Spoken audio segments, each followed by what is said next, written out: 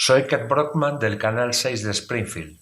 Un 1 de abril como hoy, de 1939, Radio Nacional de España emitía el último parte de la Guerra Civil Española. La noticia de la caída de la última resistencia republicana en la provincia de Alicante había llegado hasta el cuartel general y sede del gobierno de Franco en el Palacio de los Muguiro en Burgos. El comandante y ayudante de campo de Franco, José Martínez Maza, fue el que comunicó a Franco la noticia. Este respondió con un escueto «Muchas gracias». Al instante redactó el parte de guerra y se lo dio a su ayudante para que fuera mecanografiado. Este le preguntó si se podía quedar con el borrador, además del lápiz con el que habían sido escritas aquellas palabras. Franco no puso objeción. El teniente coronel Antonio Barroso fue el encargado de llevar una copia hasta los estudios de Radio Nacional, donde fue leído al país. Del cliché se realizaron tantas copias que quedó inservible.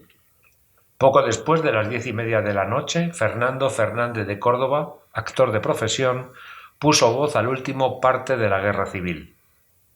Parte oficial de guerra del cuartel general del Generalísimo, correspondiente al día de hoy, 1 de abril de 1939, tercer año triunfal.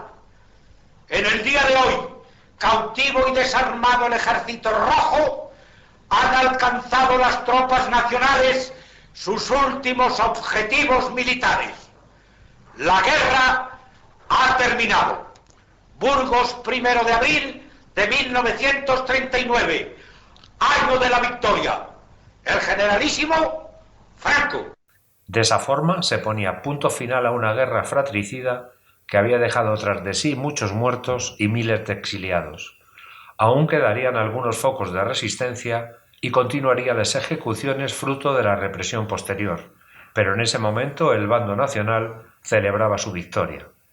El parte de guerra fue sustituido al término de la Guerra Civil Española por un informativo más convencional, aunque este mantuvo durante años el mismo nombre. Informativo que fue conocido como parte, y al cual todas las radios privadas tenían la obligación de conectar durante el franquismo. De ahí que muchos españoles sigan llamando a día de hoy el parte a cualquier tipo de informativo, tanto radiofónico como televisado.